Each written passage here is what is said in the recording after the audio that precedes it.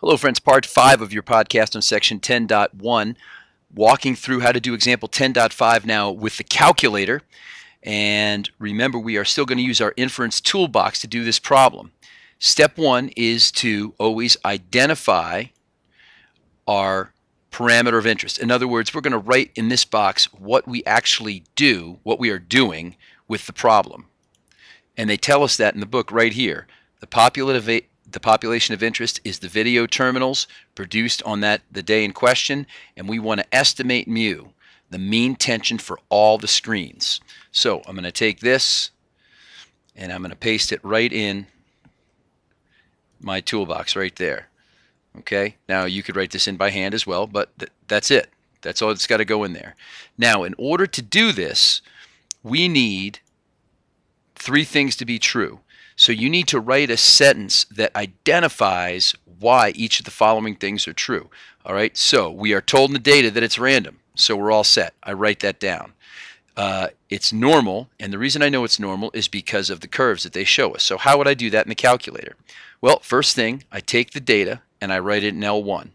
And so just to review, if I wanted to make a box and whisker plot, it would go second, stat plot, enter, turn the plot on, and I want to make a modified box plot because for sure I want to see if there's outliers. Select it to on. Your list is in L1 and your frequency is going to be 1. Now notice my alpha is blinking, so I'm going to hit the alpha button to turn that off and just hit the number 1. All right, and then once I've got that, I can hit zoom 9, and there it is. So that's the box and whisker plot that you see right here. Right here.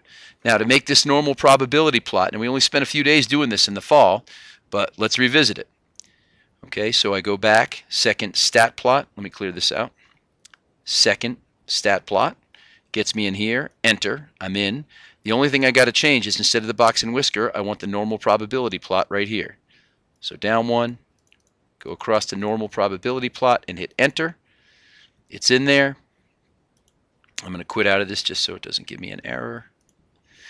And if I hit zoom 9, there's that normal probability plot. And I can see that it's basically a straight line with a little tail up. And so I'm pretty confident that this, just like the calculator, is a fairly normal distribution. So on the AP exam, you're actually going to have to trace this in, just sketch. You can say I did it in the calculator and it looked roughly like this. You don't have to do Picasso. And then you have to say that I'm assuming it's independent because I'm assuming that there are at least 200 video terminals made. The reason I need to say that is because I need my population to be at least 10 times as big as my sample in order for my interpretation to be independent and valid. Now, even if I don't know this is 200, that's what I'm going to say. I'm going to multiply whatever n is times 10, and I'm going to say I'm assuming it's this big, because if it's not, then my procedures aren't going to work. So this is a reasonable amount of explanation that I've put in here, and again, it's fine that you handwrite it as long as it's legible, and I pasted these in from screenshots, but you can certainly sketch these to just show that the reader of the exam that you've actually done the check to see if the sample is normal if you don't know for sure that the population is normal.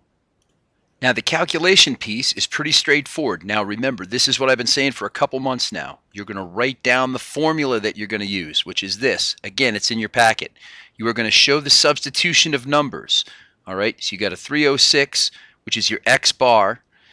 Let's go over how to do that from one variable stats one more time.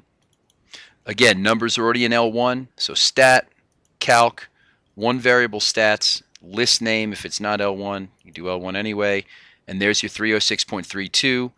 There is the standard deviation, but you're not using that one. You're using the one they gave you in the problem.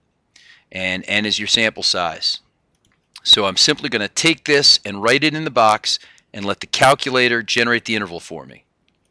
Now the calculator is going to generate those two numbers for me. So to get to this, I'm going to go stat, 1 left hour to test, and this is a Z interval, so number 7. My data is in the list. Okay, it's in L1. This, given in the problem, L1, frequency 1, confidence 0.9, and when I hit enter, it gives me the value that I see.